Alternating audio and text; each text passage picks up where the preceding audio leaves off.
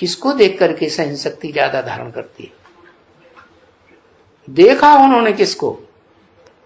ब्रह्मा बाबा को देखा। हाँ, तो इसलिए बाबा ने बताया कि ब्रह्मा को फॉलो करना है कर्मों में। क्या? अब वो कर्म जो हैं, कोई कर्म ऐसे होते हैं छुप के किए जाते हैं, देखने में नहीं आते किसी, और कोई कर्म ऐसी होशियारी से किए जाते हैं कि किसी को पता चलता ही नहीं। तो बताओ, ब्रह्मा बाबा को होशियार कहेंगे है या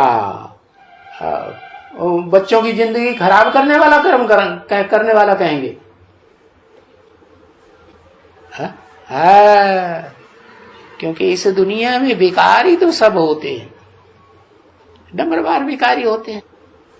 वो तो एक ही आत्मा का गायन है जो जन्म जन्मांतर निर्विकारी बनकर रहती है। कौन सी इंद्रियों से? भ्रष्ट इंद्रियों से निर्विकारी बनकर रहती है जन्म जन्मांतर है।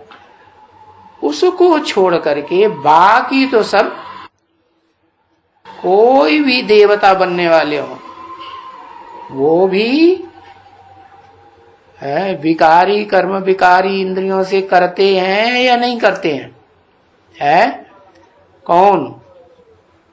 पुरुषार्थी जीवन की बात बताई, करते हैं कि नहीं? हाँ, नहीं करते। अच्छा, माना ब्रह्मा बाबा कोई ऐसा कर्म नहीं करते थे विकारी इंद्रियों से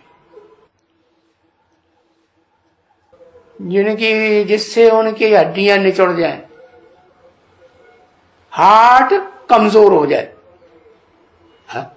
छुप के कोई कर्म करता है तो उसका हार्ट कमजोर होता है कि मजबूत होता है? हाँ, कमजोर होता है। ये हिसाब है। क्या सच्चा कौन? खुला खेल फरक्काबादी, वो सच्चा या जो अंदर अंदर से जानता है कि कमजोरी आ रही है? हड्डियां जो है सूख रही हैं, निचुड़ रही है, लेकिन बाहर नहीं मालूम होने देता। क्यों नहीं मालूम होने देता? क्योंकि परिवार है ना। परिवार में अगर मालूम पड़ेगा तो बच्चे भी क्या काम करेंगे? बच्चे भी ऐसे ही काम करेंगे। तो बच्चों ने देखा कि नहीं कि हाँ, ब्रह्मा बाबा मम्मा गोद में बच्चों को लेते थे कि नहीं? तो बच्चे ने फॉलो किया कि नहीं? बोल, बच्चों ने नहीं फॉलो किया? हाँ, बच्चे भी गोद में लेने लगे। तो रिजल्ट क्या होता है? ब्रह्मा बाबा के अंदर जो भावना थी वो भावना तो किसी के अंदर हो ही नहीं सकती। वो तो है ही ऊंचे ते ऊंचे देवता। कौन? क्या नाम? सतयुग का ऊंचे ते ऊंचे देवता। देवता की बात बताई, भगवान भगवती की बात नहीं बताई। हाँ, कृष्ण। तो जो देव आत्माएं होती हैं उनमें भावना बड़ी जबरदस्त। तो वो अव्वल नंबर आत्मा, और भावना के आधार पर वो आत्मा क्या करती है? हाँ, एक बार साक्षात्कार हो गया तो बस जीवन भर के लिए पक्का कर दिया। क्या? कि मुझे तो 16 कला संपूर्ण कृष्ण बनना है, अब कोई विकारी हरकत नहीं करनी है। तो मेरा ब्रह्मा का पार्ट है, ब्रह्मा से सारी दुनिया ब्राह्मण बनती है। तो मुझे कैसे कर्म करने? परिवार में रहकर कैसे कर्म करने? दिखावा करना नहीं। विकार ही तो सब हैं, लेकिन भावना इतनी पक्की, इतनी मजबूत, इतनी श्रेष्ठ है कि बच्चों को नुकसान देने की भावना नहीं रही कभी। तो उस आत्मा को जिन बच्चों ने फॉलो किया, उनकी जो कर्म होते हैं कर्म इंद्रियों से पक्का फॉलो करने वालों के अच्छे ही होंगे या खराब होंगे? अच्छे कर्म होते हैं। तो आज की दुनिया में सहन करना पड़ता है कि नहीं? फिर है वो अच्छा कर्म करने के लिए सहन तो करना पड़ेगा। तो जो जास्ती सहन करते हैं वो जास्ती ब्रह्मा को फॉलो करते हैं। बताया तो उन्हीं की फिर पूजा होती है पहले। किनकी?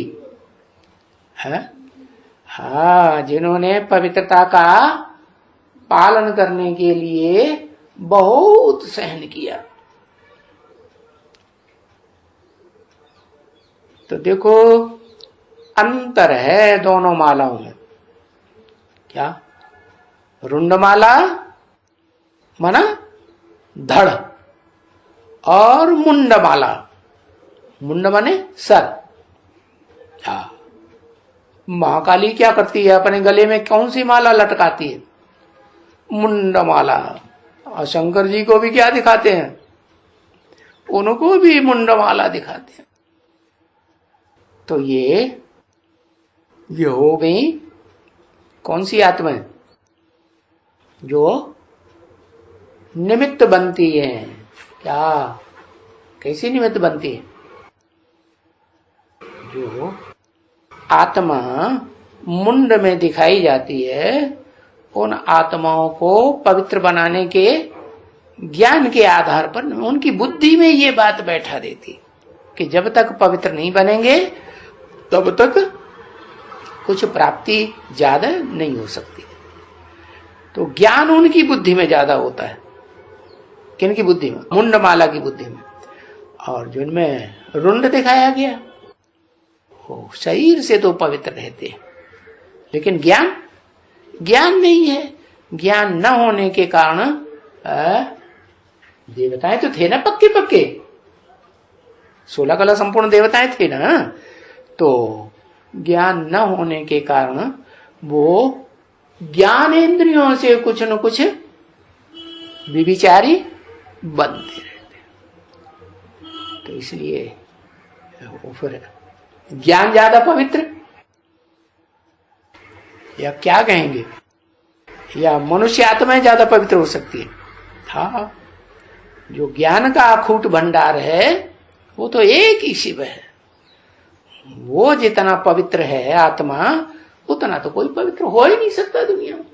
वो इस शरीर में, इस पतित शरीर में आता है, दुनिया के बड़े से बड़े पतित शरीर में आता है, बड़े से बड़े कामी कांटे में आता है, तो भी अपने को डिटैच रखता है। क्या? संग का रंग नहीं लगने। और दूसरे धर्म पिताएं क्या करते हैं? वो धर्म पिताएं खुद भी संग के रंग में आते हैं और दूसरों को भी वही संग का रंग डाल देते हैं। तो जो ज्ञान में पक्के हो जाते हैं, ज्ञान तो बुद्धि का विषय है। बुद्धि कोई धड़ में होती है या मुंड में होती है? कहाँ होती है?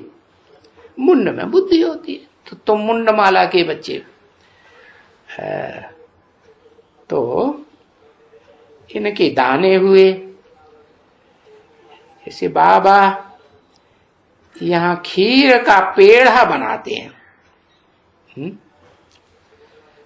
तो उसको आंख भी देते हैं, नाक भी देते हैं। बोलते हैं ये है रुंड, जिसमें ज्ञानेंद्रियां हैं। हाँ, अब बाबा उसे रुंड कह देते हैं। बाबा को पता ही नहीं रुंड किसे कहा जाता है और मुंड किसे कहा जाता है। मुंड माने जिसमें आत्मा, मन, बुद्धि, ज्ञानेंद्रियां होती हैं विशेष। और रुंड किसे कहते हैं? रुंड कहते हैं शरीर को, जिसमें मुंड नहीं है। तो जो मुंडमाला होती है वो बहुत छोटी होती है। बाबा को ये बोलने में क्यों गलती हो गई है? जबकि शिव बाप प्रवेश है? हाँ, क्योंकि वो सिंधी भाषा के थे। है शिव बाप तो वही भाषा बोलेंगे ना, जिस तन में प्रवेश किया है वो जो भाषा बोलता होगा वैसी ही भाषा बोलेंगे। तो जैसे बाबा कह देते हैं उल्लू बन गए, उल्लू की टांगे ऊपर हो जाती हैं और सर नीचे। अब बाबा जानते ही नहीं उल्लू किसे कहा जाता है और चमगादड़ किसे कहा जाता है। उल्लू उल्टा लटकता है या चमगादड़ उल्टा लटकता है? चमगादड़ उल्टा लटकता है, उसको लटकता है तो सर नीचे और पांव ऊपर हो जाते हैं। तो ऐसे ये भाषा का फर्क है। हाँ, गाली देते हैं उल्लू की, वो तो ठीक है, और रात में जगता है और दिन में सोता है। क्या बताया गीता में? है गीता में कुछ ऐसा श्लोक आया है क्या है? या निशा सर्वभूतानाम तस्याम जागृति संयमी। संयमी माने योगी, संयम करने वाले इंद्रियों का, इंद्रियों को कंट्रोल करने की प्रैक्टिस करते हैं, वो हुए संयमी योगी। तो वो उस रात में जागरण करते हैं। कौन सी रात में? जिसमें दुनिया वाले जगते हैं।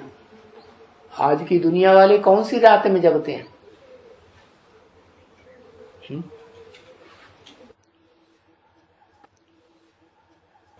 कौन रात में? वो रात हो गई शिव की रात में। अरे दुनिया वाले जब भगवान इस सृष्टि पर आ गया, ज्ञान सूर्य आ गया, ज्ञान की रोशनी दे रहा है, तो सारी दुनिया इस समय सो रही है। कौन सी नींद में सो रही है? देवान की नींद में सो रही है? और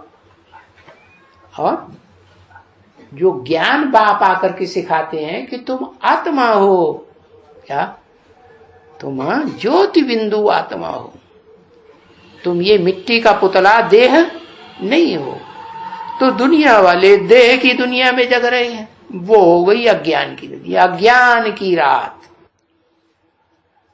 तो अज्ञान की रात में वो दुनिया वाले जग रहे हैं और तुम वो अज्ञान की नाद से तुम्हारा कोई मतलब रहा ही नहीं, रास्ता वास्ता ही नहीं रहा। तुम्हारा रास्ता वो नहीं, तुम्हारा रास्ता आत्मा से है कि देह से है? तुमको आत्मा बनना है कि देह बनना है? तुमको बाप ने आके लक्ष्य क्या दिया? क्या लक्ष्य दिया? आत्मा बनना है। तो आत्मा बनना है तो आत्मा तो अति सूक्ष्म होती है, बिंदु होती है। तो बिंदु बनने के लिए बिंदु बाप को याद करना होता है। लेकिन बिंदी कैसे याद आए? याद आती है? हाँ, नहीं याद आती। तो बाप कहते हैं अपनी आत्मा को याद करो। तुम आत्मा हो कि देह हो, ये तो बुद्धि में बैठ गया ना। तो तुम बच्चों को जल्दी बैठता है कि हाँ हम आत्मा हैं, बिंदु हैं। तो आत्मिक स्थिति जल्दी बन सकती है। ब्रकुटी में आत्मा को याद करो। परंतु आत्मा निर्बल हो गई है तो ताकत कब मिलेगी?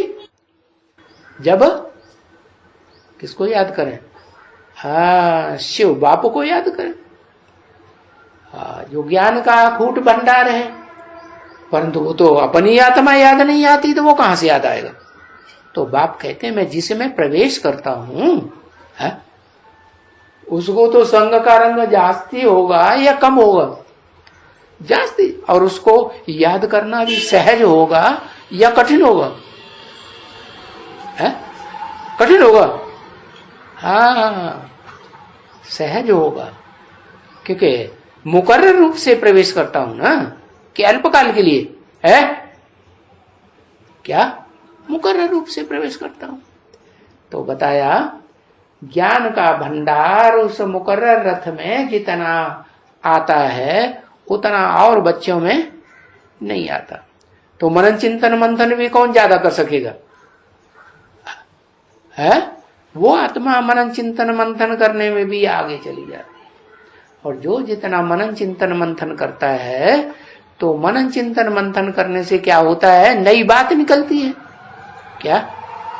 जो ज्ञान मिला वो बाबा कहते, जब तक बाबा जीवित रहे कहते रहे, अभी ज्ञान अमृत नहीं कहेंगे, क्या कहेंगे? गीता ज्ञान है, अमृत नहीं है। कब निकलता है?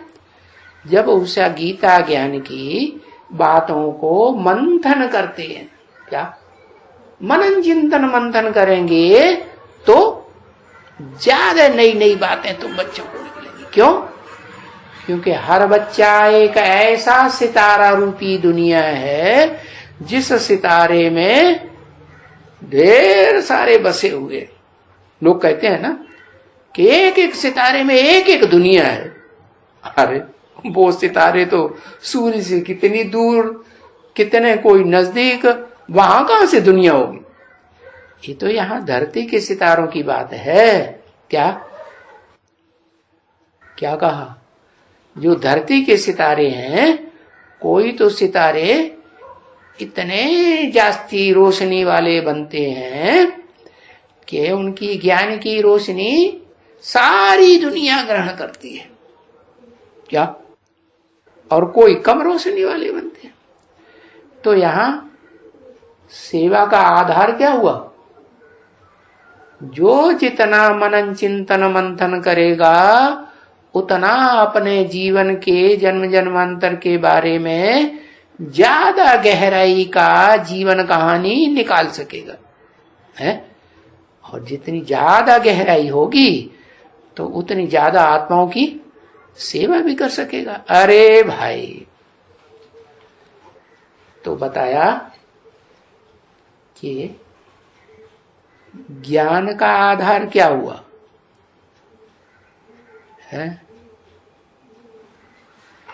ज्ञान का आधार क्या हुआ? नहीं, वो तो प्रैक्टिकल ज्ञान का आधार। ये है मन बुद्धि की बात, मुंडमाला की बात। हाँ, ज्ञान का आधार हुआ उस स्वरूप को पहचानना जिसमें ज्ञान का अखूट भंडारी बैठ करके ज्ञान सुनाता है मुकर्रर रूप से, है? और उस शरीरधारी को भी पहचान लेना कि इस मनुष्य सृष्टि में वो शरीरधारी कौन है जो हमारे लिए आधार है ज्ञान का।